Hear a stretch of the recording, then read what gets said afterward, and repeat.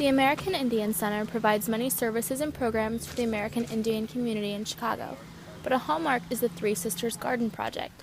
Started only last year, this garden has grown to encompass the mission of the center, to preserve Indian cultural values and promote community and fellowship.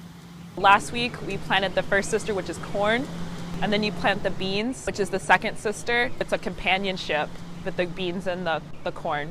And then in a week, we're going to grow the third sister, which is squash. And they're called the Three Sisters because they're perfect food for us. Like Creator gave certain nations the corns, the beans, and the squash as their food.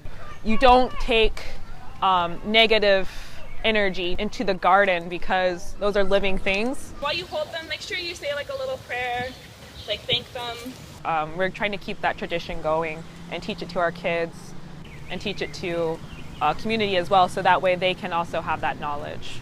The garden is part of the AIC's Greater Living and Relations Project, which hosts Indigenous Science Days for youth education and has even built another Three Sisters garden at Waters Elementary School.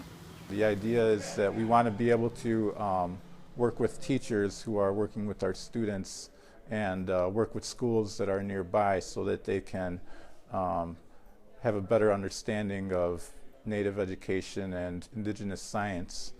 We call it living in relations, and what that is living in relationships with our community and with the land and really just everything. The garden is also a way to include non-natives in the culture. Chris Walsh is a volunteer who helps maintain and teach in the garden throughout the week.